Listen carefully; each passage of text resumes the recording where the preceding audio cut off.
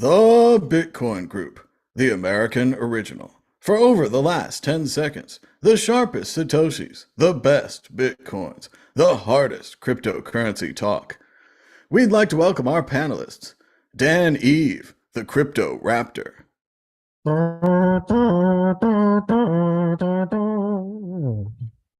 Martine Wishmare from General Bytes, Hi guys, nice to be here. Josh Shigala from the Standard.io, God save the Queen. Ben Ark from Lightning Bits, LN Bits. The Queen is dead, long live the King. And I'm Thomas Hunt from the World Crypto Network. It's a good time to push the thumbs up button.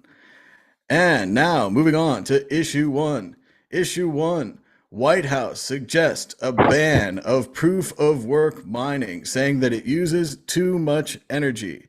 As we've expected for quite a while, they're attacking Bitcoin, and they're attacking Bitcoin because it uses too much energy. It's a great time to remind everyone that Ethereum is switching to proof of stake, which they're now calling environmentally friendly TM, proof of stake. Dan Eve, is the White House serious? Are they going to cut back on Bitcoin mining? Because Bitcoin mining is the only thing in the world using electricity.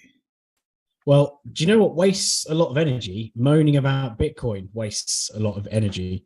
Maybe there's like because Ethereum-based projects seem to have a lot more funding because it was people seem to raise lots of money out of thin air with Ethereum. Maybe there's just a lot more lobbying going on, and people who who would be lobbying Bitcoin for Bitcoin don't want to lobby because they don't want to give away their Bitcoin. Whereas Ethereum, they're just happy to blow it, and maybe that's why some of these decisions are being kind of made against more against Bitcoin than say Ethereum. But I mean that article had a very small section about the write up about the good uses of Bitcoin. So from vented methane. I think they could have explored a bit more about how it's used to encourage sort of cheap energy usage. Sorry, dogs. But the fact is that I think this is going to, this environmental stigma is going to carry on for a long while, and especially while the Ethereum the crew, have their proof of stake cake. And they're just going to use proof of work as a stick to beat Bitcoin with, not covering the useful part of Bitcoin, which is and proof of work, which is the fact that it makes things far more secure and less easy to game than proof of stake, especially when you've got a pre-mine on the go, which gives people the ability to have a big say in the choices for the Ethereum development, for example. So I don't know. I think it's going to be it's going to be interesting to see how they decide to regulate it in some way. But there are the fact is that even electric, the points about it being an issue for the grid, being a burden on the grid. Well, even in California, they've said that there's there's issues with the grid at the moment, probably because of all the electric cars being used. So there is other things that use electricity that fair enough, an electric car doesn't give out emissions, but there's emissions making the car, and it's still got to run on power in some way. So I don't know. I think it's going to be interesting to see how this plays out. But ultimately, Bitcoin's proof of work is what makes it so secure. So it needs to stay that way. Well, it's never too late to get on the bandwagon to ban electric cars. Martine Wishmare, we've heard that Bitcoin is drug money. We've heard that Bitcoin is only good for money laundering. And now it's that it uses too much energy. What do you think about the latest problem with Bitcoin? Well, Bitcoin was drug money. It was the only way to pay your dealer back in 2012. But nowadays you can do a lot more with it. But now the complaint is it uses too much electricity, which I think it's based on false assumptions. There's like, Bitcoin miners go where electricity is cheapest. And as Dan pointed out, if they want to vent methane, as a byproduct of fracking, for example, then that is cheapest. And it's also very good because by burning the methane instead of just letting it go, you're actually reducing greenhouse emissions by, I believe, to 4/5. So it is actually helping to save the environment, in my opinion. On the other hand, it's also Bitcoin is growing to a point that they can't ban it anymore, so they have to attack it in another way. And this, with the whole green agenda, this is a good, for them, a good point to try and attack it. I don't think it will damage Bitcoin too much. I mean, it's Bitcoin miners will continue to mine, but we've seen similar things here in Europe where the central bank basically subsidized articles that made Bitcoin look bad in its energy use, while just conveniently forgetting the amount of energy used by all the bankers, the central bank, and the whole existing traditional finance system. So no, I think this is a bunch of bullshit, to be honest. Can we say that on YouTube, or is that like forbidden? I don't know. I think you can say it. Okay. As long as it's not in the first 5 minutes. Josh Shigala, what do you think? Is this bullshit? We all know, like Martin was saying, that report was released that traditional banking, all of the buildings, all of the armored cars, the ATMs, the buildings full of people, the offices, all the electricity, the vaults, uses way more energy than Bitcoin. It's almost as if a new technology has come along and it's more efficient than the banks. And the banks are trying to get the White House and Washington to stop this new technology with legislation. Josh Shigala, what do you think about that? Yeah, this is one point about proof of stake that I've kind of liked, to be honest, is that it's very, very hard. It's very easy to ban proof of work because it's quite easy to see. I remember even back in the day when there was hardly any hash power on Bitcoin, there would be cops knocking down like door on houses thinking they've got massive grow farms for weed, but it turns out they had some Bitcoin miners. So you can quite easily see the amount of electricity pouring into a certain place. So this is the thing, like where China banned Bitcoin mining, it's very easy to disguise proof of stake because it just looks like any other traffic. That's not to say it's better. I'm just stating a fact there that it is a little bit harder to see proof of stake. So, but I do feel that it just cannot be stopped. They can try to outlaw it. They can spread FUD like crazy. We've gone about it ad nauseum on this show. There is the fact that the PlayStation network on standby uses up more electricity than the Bitcoin network does. There is the fact that actually most miners search for renewable energies, and it's the very few miners that use coal and some of the older legacy mechanisms and carbon heavy mechanisms for fuel, because they usually use them in communist countries or countries that are heavily subsidizing energy, and then those governments don't like Bitcoin miners because they're using all this energy up. So and then you have the point of something like Iran, which are actually mining Bitcoin because they have cheap energy. And so if you ban it in some of these sort of greenwashed countries, I think you'll just get it popping up in other places that don't care. And so yeah, I don't see it as a problem.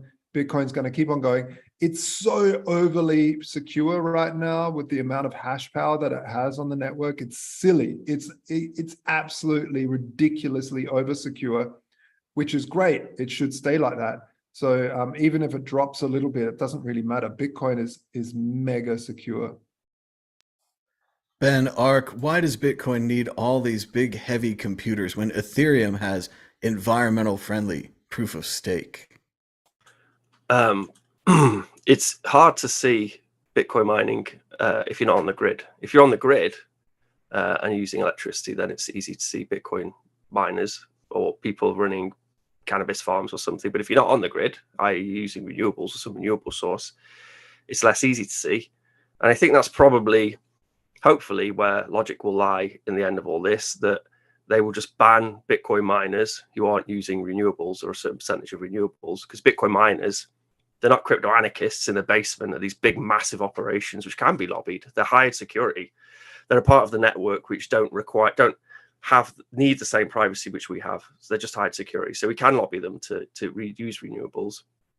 But I think they did it was kind of superficial, and think about the nuance involved in the topic or the debate. But I think they probably did a pretty good job with their research, and they concluded that currently, proof of work is mostly done in a very heavily carbon way, and it is thermodynamically perverse. We're not using enough renewables for mining, but as it was on the Bitcoin talk, and it was Satoshi answered to a post when someone said Bitcoin is thermodynamically perverse, and he said that I think, given the things that were replaced, that it will be a net positive. And that's where I personally, there's a lot of good work being done on trying to get Bitcoin to incentivize the use of renewables.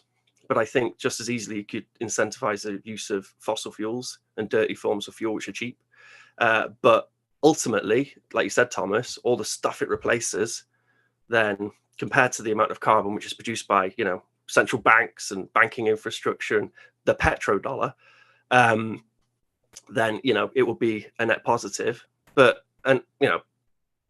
I personally hope that they would just say, we're not going to ban, you can't ban proof of work. It's banning maths. You can't ban maths. It's ridiculous. But they will say, we'll ban these big mining operations, or heavily regulate these mining operations, so they have to use renewables. And then people will just use renewables. It's because it's still profitable. And then government could play a part in being part of that journey of Bitcoin shifting to renewables. So, yeah.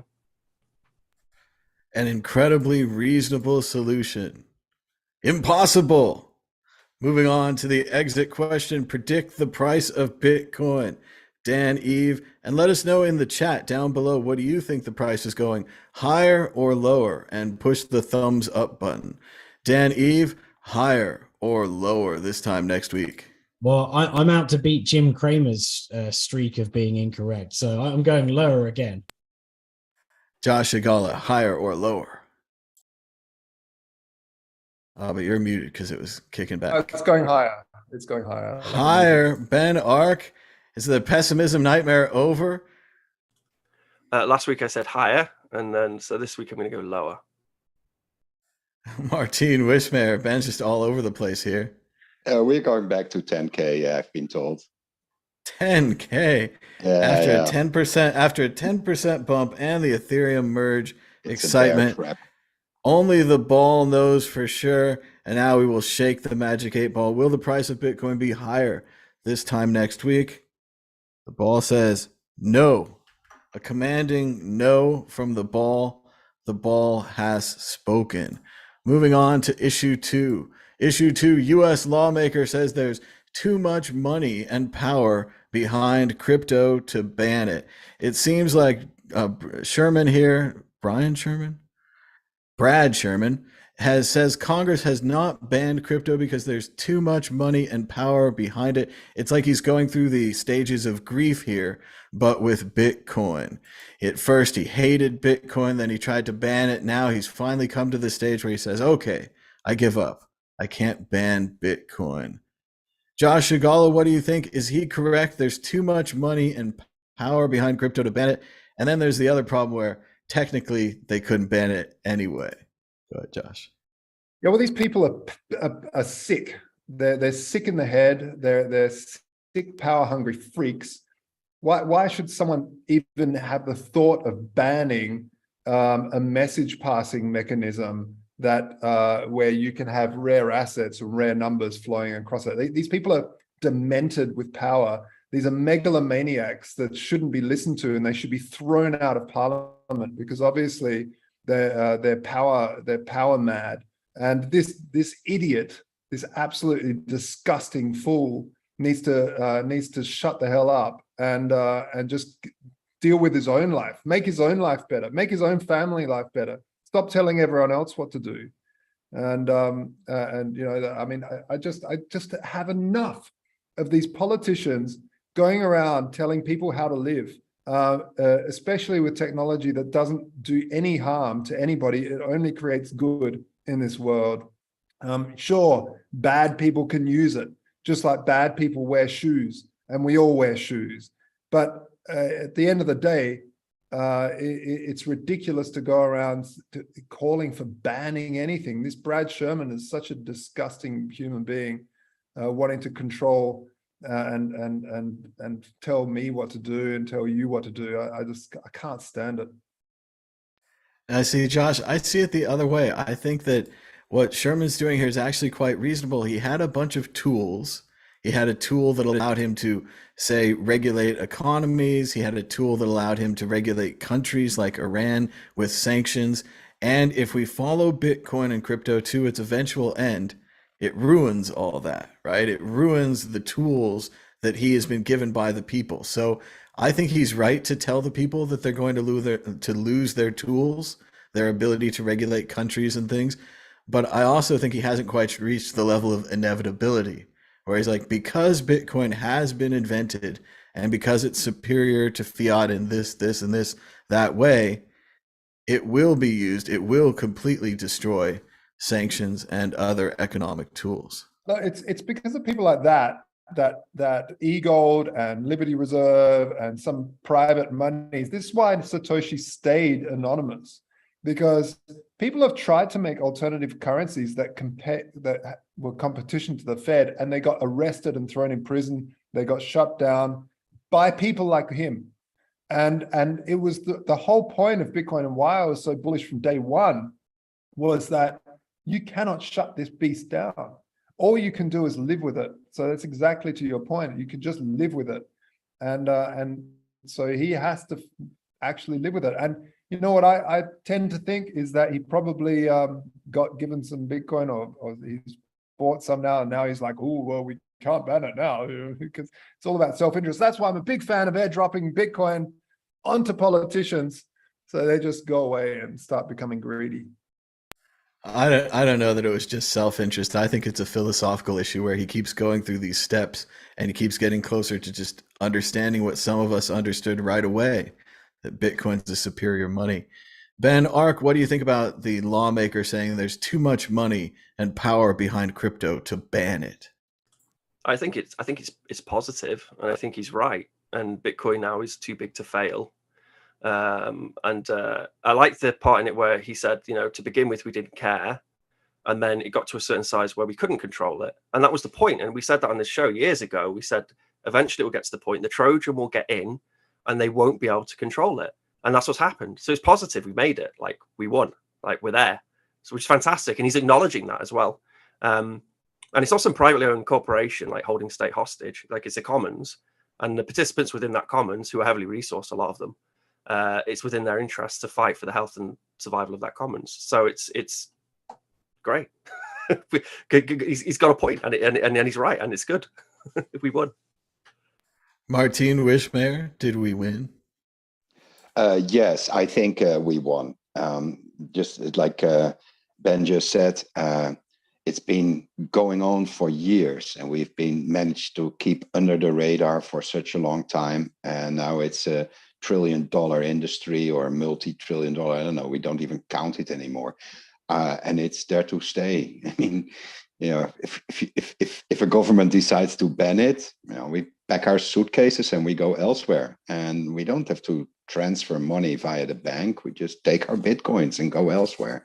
And this is immense power. I think, you know, we've never seen something like that before. And because it's like Bitcoin has value all over the world. It's not that you can, like, you know, that they're only good in the US, or you know, like the euro only good in Europe. No, it's everywhere you can use Bitcoin, and that I think is amazing. And yes, it's I think he drew the right conclusion that he can't. It's too big to ban. You know, and agreeing with Josh there too. The fact that he even thinks he has the authority or the power to ban such a thing creeps me out. But no, we served him right.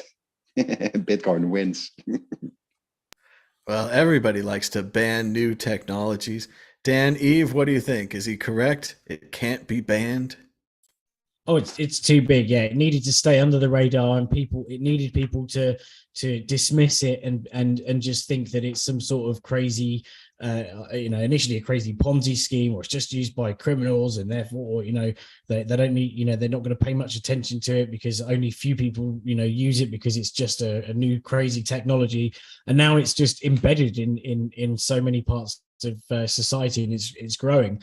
But also they're realizing that it's not just used for nefarious things. It's actually used for as money. It's used as a medium of exchange, and it's an international currency. I like the quote that stuck in my head is that he said we didn't ban it at the beginning because we didn't realize it was important. So that's an admission that he realizes. He's starting to realize its importance. It's not just this crazy, money-making Ponzi scheme. And when he last slated Bitcoin in the session where he said something like mongoose coin, and then someone made a mongoose coin. But now he's actually starting to realize that it's important, right?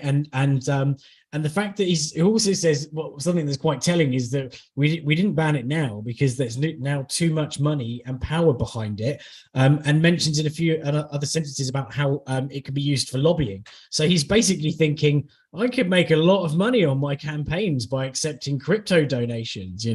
These people that are extremely rich can pay me off and keep me in government. So very, very telling that is about the system that we have in terms of lobbying. But the other thing he says that it says about he did say he believes it poses a systemic threat and undermines the US dollar's dominance. But what really undermines the US dollar's dominance is printing so many more US dollars. It's the same thing about like when shells used to be used as a currency, and the system collapsed when you could just go and get shells from elsewhere and just bring them all back and basically flood the system, and they lost their value. And that's the same thing that's happening with the dollar. The more you print it, the more it loses its value, as we're seeing with this crazy inflation, which they're trying to blame on all sorts and everything other than insane amounts of dollar printing. The shell market completely wrecked by waves. Moving on to issue 3, Coinbase is helping sue the U.S. Treasury over tornado cash sanctions.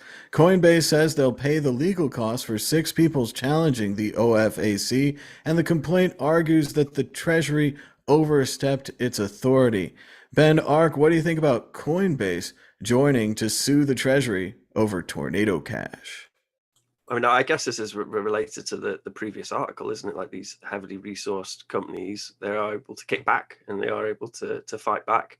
And props to Armstrong. He's done something good for the industry. He managed to find some employees at Coinbase who were using Tornado Cash in legitimate ways to send funds to Ukraine. And and there's I think he had like 5 employees or something who managed to find, and they weren't using for nefarious reasons. They just wanted privacy for good and honest reasons. So yeah, for the first time on the show, I think well done, Mr. Armstrong. Long live Mr. Armstrong. Obviously, only Nixon can go to China. Martin Wismar, Coinbase has famously banned every privacy coin. They would ban your account if you sent money to a privacy coin address. But now, all of a sudden, they're on the side of privacy. What do you think about that? Yeah, we've been bitching about Coinbase pretty much here. We've been hitting them again and again. But this, I think, is a good move. And I wouldn't be surprised if they have a good chance of winning it too, because they're basically prohibiting an open source software project. And just because some people used it for illegal laundry of money, quite a lot. Northern Korean Ethereum went through it. I've been reading. There's also many people that got stung with because of these sanctions, and they're just legitimate users. So it's like prohibiting greenhouses because some people use them to grow marijuana. I think it just makes no sense. So yeah, very good, Coinbase. You will not get me back as a client, but I will remember your good deed for later days. Yes. Dan, Eve, more celebratory words for Coinbase here. A shocking turn of events on this show. Yeah, kudos. They don't want to let the government get away with something like this and just blanket banning something when it's just a technology. It's the same as we've said before, like about just banning the internet, right? Ban the internet because some people do phishing. Ban email because some people get phished. And it's just a stupid thing, especially banning certain smart contracts as a blanket.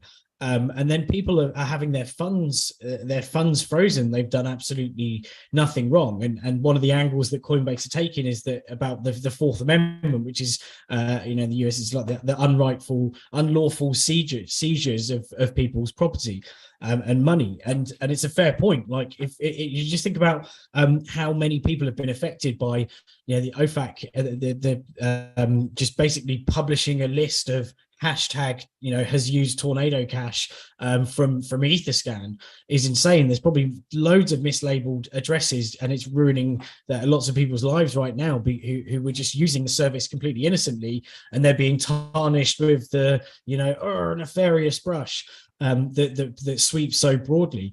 So it's insane to ban a technology rather than actually go for the people using the technology. And just think, how far backwards the world would be right now if we did that every single time someone used a technology badly. We barely move at all because any tool can be used badly. A hammer can be used nefariously, a nail can be used nefariously. You could hit someone with a dish. And so we have to eat using our hands. How far do you go? And so this is the insane thing. You've got to let the technology run, and you can't just ban things willy-nilly, especially when you do it in such a broad way without really looking into the nitty-gritty of who's using it and who should be banned, rather than just banning as a broad stroke. Josh Shigala, let me hand you a handful of food and see if you have something good to say about Coinbase as well. I big prop up for Brian and Coinbase. I think it's a really important move. I think this is what needs to happen. We need to say no. This doesn't stand. This shall not stand. This aggression, and I think that when you have a unjust, it is for the powerful in that niche to stand up for the unjust, because the developers from Tornado Cash can't stand up for themselves, and the people using it. I've used Tornado Cash because I needed to pay someone. I didn't want them to know all of my weird NFTs and of Thomas Hunt's face. No, but look, the Ethereum is a complete nightmare when it comes to privacy. It's ridiculous. All I need is one transaction to me, and I can look into everything that they have. It's ridiculous. So of course you need something like Tornado Cash. And actually, big props to Coinbase. I went through and had a look at what else they're doing. And they're actually funding grants into people researching zero-knowledge proofs. And so there's lots of stuff happening. I think good on you, Coinbase. I think money needs privacy. I think criminals need to be exposed the good old-fashioned way, and that is good old-fashioned police work. This whole notion that we have to stop a good money protocol is ridiculous. We have to stop criminals with good old-fashioned police work, and that's the way you do it. Yeah, the tool of following money was a great tool. We had it for a little bit, but it's just not sustainable to say that, well, we have bad people in the world and this is the only way to catch them. No, it's not. There's many ways to catch bad people doing bad things, but there's many good things that we do with money, and we need good money in this world for the normal people, the people on, you know, normal folk, to have good, strong currency. And that's what Bitcoin's building. That's what we're building at the Standard. And that's why we need good privacy and money. Exit question, forced prediction. Yes or no, will Coinbase win their lawsuit? Ben Ark. Yes, they will. Martine Wishmare. Not very hopeful myself, but kudos for trying. Dan Eve. Yeah, I want them to, but I think you know the hammer is strong of the law. Josh Shigala. Well, you know, it's very hard to go to the police chief and complain about racism when you know the police chief is also in the KKK. Like, you know what I mean? Like, you cannot go to the establishment and complain about the establishment. It's just so. Saying that, I think it's very, very important that they do at least try, and I think that that the more that you do that, the more they sort of don't do it the next time, basically, because they know some money's behind it. Maybe. You can complain to the establishment. It worked for Martin Luther. He had 96 theses. Coinbase will win because they have lots of money, and money wins lawsuits. Check out the World Crypto Network audio podcast. It's up to date. It even has last week's episode, which we apologize for the delay. It was temporarily blocked from all of YouTube because we dared to use footage of the Snoop Dogg and Eminem Bored Ape Yacht Club performance at the Video Music Awards. But you can always check out the audio version on the podcasts wherever you listen to podcasts. Moving on to issue 4, major Bitcoin mining pool with 10% of the hash rate, Poolin, appears to be insolvent. Withdrawals have been frozen. It looks bad for Poolin. They might not have enough money to pay out what they're supposed to. Martine Wishmare, what do you think about the trouble for Poolin, who switched to 0 fees recently? Yeah, I tried to ask if Alejandro would have any comments, but he already left a year ago or something. So he jumped ship just in time. Well, from what I understood is that the way the payouts worked, FPPS or something, full pay per share, this requires a bit of luck, and I think they ran out of luck. So yeah, maybe they also had expenses, and that adds up. It's definitely not good. So this is, I think, one of the reasons they're switching their payout, what do you call it, scheme or protocol, from FPPS to this other one. So it's yeah, I definitely wouldn't point my miners to that pool anymore. I'd go with another one. There's plenty of fish in the sea, so not a big thing. And yeah, it's unfortunate. Maybe they spent too much. I don't know. I hope we get some official information from Poolin at the time, because for now, for me, it's just speculating. Dan Eve, trouble for the pool? Well, it doesn't sound positive, but they're trying to counter it by people locking in their funds, right, and trying to make use of them as a custodial wallet. So that's it seems a bit sketchy. I wouldn't want to keep my funds on somewhere that's potentially insolvent. So I don't know. It's not looking positive. But ultimately, they're what? They're fourth, or ranked fourth or fifth. So they're pretty significant. Or fifth. Yeah, sorry, fourth. They're fourth with Binance just behind. Binance Pool just behind. So 10% of the hash rate is, it's not like it's just going to stop, right? If people just move, they're going to shift their miners to use another pool. So it's not like that's going to be a dent to Bitcoin security. But you've always got to watch out, right? Try not to keep your funds on an exchange is what we always say, and hold your Bitcoin in your own private keys, because when anything can become insolvent, even if it is a mining pool. And so, you can end up losing the funds that you need to pay your electricity fees.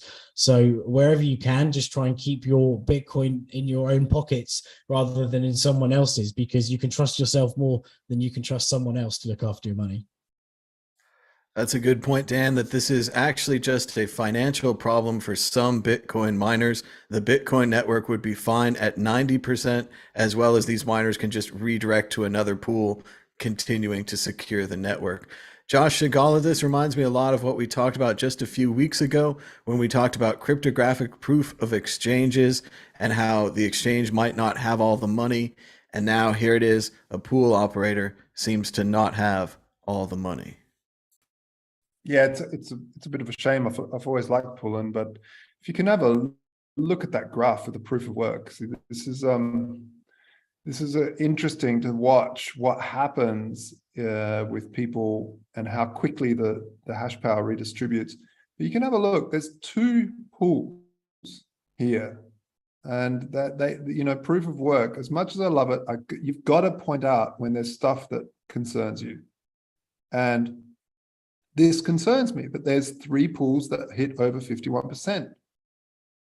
It's been like that for years, right? There's always, but people used to make a lot more. 3 pools over 15%. Sorry, Josh. Not No, 51. three pools together create Foundry and Pool and F2 Pool are more than 50%. I think this is what Josh meant. That's what my bad. Exactly. That's what I mean. So I like to say that, proof of stake is and I love proof of work. I'm not against it. I'm just saying that we need to, as a community, be more vocal when it comes to some of these pools being far too large. And Poolin dropping out like this and dropping the ball, it's not good. It's not good. They need to I don't know what they need to do, but again, one of the things about these sorts of problems that pop up in Bitcoin over time is that most of the things that happen in Bitcoin are anti-fragile. So usually what will happen is that now someone will develop a pool mechanism where it becomes harder for pools to do this. So maybe payouts happen straight away through Lightning in real time or something like that. I'm not sure, but this is what happens is when there's a big problem and a lot of people lose money, basically there's a market now for somebody to solve that problem and come back bigger and stronger. But my critique on pools still are that there is far too much power. And back in the day, you used to have huge threads on Bitcoin Talk, absolutely slamming some of these when they reached over a quarter of the hash power, and asking people not to add more hash power to certain pools and stuff. I don't know. I'm not in the mining game too much, and I'm not sure if that's still happening, but I don't think so. I don't think it's happening as much as it used to. You know what I think when I look at this list is one of the big players is missing here. I don't see any Blockstream pool. Maybe like Josh is saying, there's time for a kind of a community-driven pool, or a pool that's not so much focused on the money, more focused on the mining, something like that, a stability-based pool. Ben Ark, what do you think about Poolin? They're 10% of the Bitcoin market, and the possibility that they don't have enough money to make their payouts. I mean, I guess this is why, thank God that miners don't run the network, that the users run the network, and that was, proved. Because then that 51% attack, if the miners ran the network, would be a little bit more scary. But I'm going to show my ignorance here. Do all miners use pools, or some of these bigger miners, do they not use pools? They all use the pools. Oh, okay, they all use pools. I'd say pretty much the miners would use the pool unless you had an incredible amount of mining software to the point where you could have your own pool. The problem with not being in a pool is if you mine a bunch of stuff and then don't get any reward. At least if you're part of a pool, you get a fractional reward, so you get part of the reward. It'd be interesting to see the data and how many people are mining outside of a pool then, because not that many. Okay. So yeah, I've shown my maybe those guys with the block eruptors, and they're like, everyone gets struck by lightning sometimes, and there's sometimes even twice in the same place, and they're hoping they hit it. Those are the ones. Scary. I mean, so like we were small fry early on, and a lot of these companies and businesses set up their operations with limited access to talent when they were setting up their software, and a lot of them probably got hacked. A lot of them probably don't have the reserves they say they have, or people assume they have, which is why proof of reserve type stuff like Kraken did is quite important. But this demand for withdrawals, bears, they've got to pay their bills. Lots of people, they want to withdraw their money so they can survive the bear market. And then the question becomes, is this something like a contagion which is just going to be limited to Poolin, or is it going to extend to other mining pools as well who haven't potentially got all the reserves they say they have? And I wouldn't be surprised if a lot of them don't. But yeah, this no fees for people staking thing, it doesn't look good. It doesn't look good. And then I wouldn't want to leave my Bitcoin on there personally. But yeah, proof of reserves. We just need proof of reserves. We need more talent, and mining pools of the future will be less hackable. They'll less likely to lose their funds, are less likely to be cavalier with funds, and then not end up not having the reserves which they say they have. So ultimately, like Josh said, it's a hardening exercise. It will make Bitcoin stronger. Well, and I think Ben is right. This isn't something that happens during a bull market. This is something that happens during a bear market. Maybe their payout system would have worked if it wasn't for those kids and their dog. Moving on to issue 5, it ties into what Ben was saying. Crypto.com walks out on nearly $500 million sponsorship with a major European league at the last minute. Perhaps the great and amazing nightmare of Bitcoin and crypto advertising is over. The company that launched Matt Dillon and Matt Damon and Fortune Favors the Brave into the stratosphere may be cutting back on their advertising. Dan, Eve, what do you think? Is this the end of an era? We won't see LeBron James, Larry David, Reese Witherspoon, Tom Brady sponsoring and being sponsored by crypto companies. Are they going to start tightening their belts? Indeed, it sounds like they can't afford with the bear market. They can't afford Reese Witherspoon, so they're going to have to hire Reese without her spoon. But initially I thought this was just because of the bear market stuff, right? But it does seem like they're kind of taking the regulatory stance here. They're saying like they cut the deal more around the legal side because they're kind of worried about the European regulators and how they would react to their crypto products. So I don't think it's as cut and dry as obviously that a lot of the crypto companies are going through a winter. That there's been the insolvency issues, not insolvency issues, that the Three Arrows Capital cascade of craziness with Celsius and Voyager and stuff also being hit. So I think that obviously does have something to do with it. But the fact is that regulation is still on the horizon, especially in Europe. And we've been talking about the US and old Brad Sherman. So it's on everyone's minds at the moment. And why would you risk 500 million in a market that could just heavily regulate you and stifle any form of advertising that you have? You might pay 500 million for that deal, and then suddenly they say that you're not allowed to advertise, right? You're not like how certain countries don't allow advertising of sports betting on sports games. So you're basically killing the advertising power that you would have had. So yeah, I don't think it's as cut and dry as it just being the bear market. I think these companies are still continuing to grow. There's lots of sensible people that are dollar cost averaging, and buying whilst things are cheap, whilst the Bitcoin fire sale's on. I think we're going to see a lot more deals coming out, they may not be as as big and crazy as they were in the bull market with, you know, the stadium, is it the Lakers stadium being bought and stuff like that. You know, but we are going to see other big deals coming from the more sensible companies that are still going and want to build their books for when the bull market hits again. Josh Agala, is Dan Eve right? We thought we were going to get a commercial with Brad Pitt. We ended up with Brad Spit.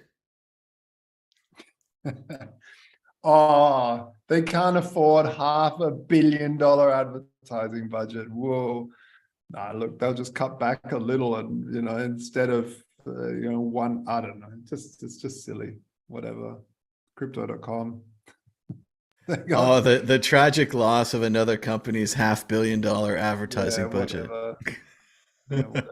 We've literally been on the smell of an oily rag at Voltura.com since 2015. Like, you know, and we're still here. Like, we've had funding of only 2 million over the whole time, and we're still here. I don't know how these companies that have so much money screw it up so bad. It's just weird. I think you just want to put your name on something. You want that big deal, and then you just get that idea that the big deal is going to translate to sales. And unfortunately, as I've experienced in startups, everything can be tracked through Google now. So if you really want a good deal, it's the deal that actually brings in subscribers, actually brings in sales, whatever you're trying to motivate for. And I don't know, some of these big deals, they just bring in name recognition. Ben Ark, Crypto.com, pulled back $500 million. Are we still going to know that name, or are we going to suddenly forget? Yeah, I mean, I guess the assumption is that these big companies are run by, you know, rational people, and not people who just got rich quick and managed to buy into the right market at the right time. And it's just like the dot-com bubble. During the dot-com bubble, there's all these sports teams and everything which were sponsored by all these companies no one had ever heard of, doing some dot-com-y type thing. And then when the dot-com bubble popped, then, you know, all those sponsorship deals, they went away, and they didn't have the money and the resource to do that. So we had, you know, a boom period, and now we're in a bear market, and that's just the realities of a bear market. And I think that the regulatory stuff is just an excuse. I think they're just probably a bit strapped for cash, and then they probably don't deserve the amount of money which they had access to. But it's it's just a part of our Bitcoin cycle. We've done it a few times with Bitcoin, and we'll continue to do it, I'm sure. But yeah, it was a symptom of a bubble popping and them not being able to afford to sponsor this thing.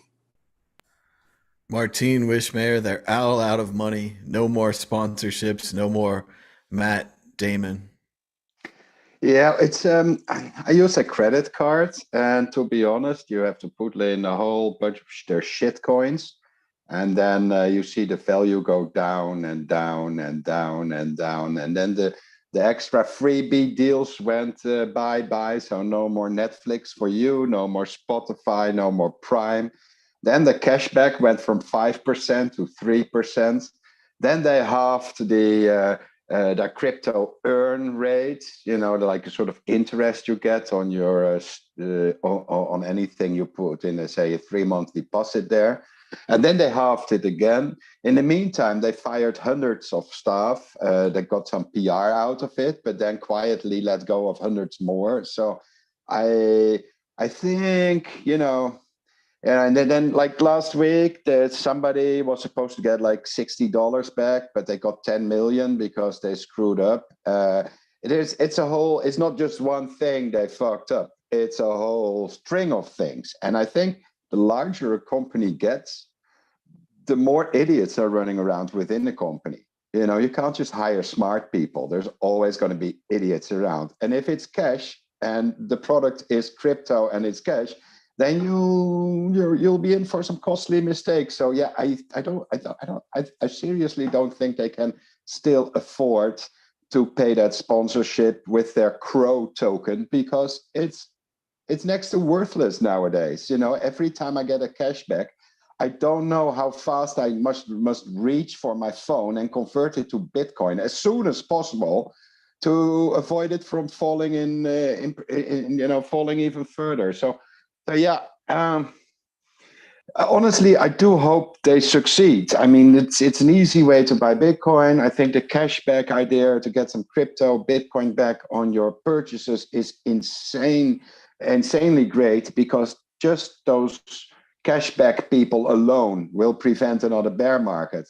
But just don't hire fancy actors to say fortune favors the brave, fortune favors the brave. It's just ridiculous. I think it's like, they should get their shit together and just get back to building new things. Instead, they send me like weekly newsletters with all these sorry, no offense, but shitty NFTs that are, they're constantly trying to sell me those NFTs. And I don't want the NFTs. I just want a reasonable rate on my crypto earn, or a reasonable cashback, which they don't do. So I'm like, the love affair with crypto.com. Sorry guys, but it's over. I think Martine's got a really strong point there, that you can't always hire smart people. It's revelatory, like it shatters, it breaks through. Because if you think about the average intelligent, sure, someone could be way above that, but someone else has to be way below that to get that average to where it is. And when you're making your hiring decisions, often you have to choose from the bottom of the barrel. But we're running out of time. Dan, Eve, do you have a prediction or a story of the week? We're going to you first. On the spot. My prediction is that I predict, nice and easy, that Prince Charles will be king now, unfortunately. King Charles III, excellent prediction. Ben Ark, it's moved you up in the list. Are you ready with a prediction or a story of the week? Go ahead. I mean, I think there's going to be a demand for King Charles Spaniels, so there's probably something worth buying is King Charles Spaniels. That's my prediction. Financial advice. No. Corgis all the way. Martine Wishmayer, a prediction or a story of the week? Go ahead. Story of the week. We're setting up our stand now at Chain Camp 2022, which is the largest event for crypto or Bitcoin in the Czech Republic. So there's lots of developers there.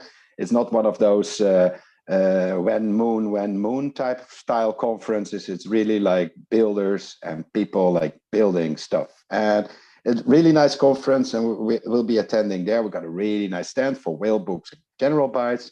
I will be attending LA BitConf, which is going to be insane. It's like one of the largest, I think we had Rodolfo on the show once, right? Yeah. And that's going to be really good. And we're just finalizing details for Bitcoin Amsterdam, which is going to be smaller than Bitcoin Miami, but it's got a lot of weed. So definitely come to Amsterdam. It's never too late to go to Amsterdam. Josh Chigala, do you have a prediction or a story of the week? Yeah, I have a story of the week. We, by the way, folks, if you want a proof of attendance for this week, today we have some keys, power keys, giving away at the link in the chat I've just posted there. So just follow the instructions and you'll get yourself an NFT. Even you, Martin, can have one. But yeah, a story of the week is we onboarded Patry Friedman, the grandson of Milton Friedman, of course, the son of David D. Friedman, onto the project. He is the founder of the Seasteading Institute. He's done lots of stuff in terms of startup cities, startup countries. And one really cool thing about Patry is he's also a really lovely guy. And so we're really, really stoked, proud to have him on the team, giving us great advice on how to make the standard really a new currency for startup cities, enabling us to peg to things like gold, things like stock. Obviously we're pegging to the fiat currencies as well, but yeah, there's all sorts of really, really cool conversations that we're having in the background. And yeah, guys, if you want one of these proof of attendance NFTs, grab that tweet, do a quote retweet, #stablecoins, and just follow the instructions on that, and you'll get one. And you never know what will happen. What is that key for? Does it tie in with the rings that we were giving away? I don't know. Let's see. Very cool. You can check it out at thestandard.io. And just a short fond farewell to Queen Elizabeth II, born 1926, died 2022. God bless the Queen. And thanks so much to everybody for joining us. Until next time, bye-bye. Bye.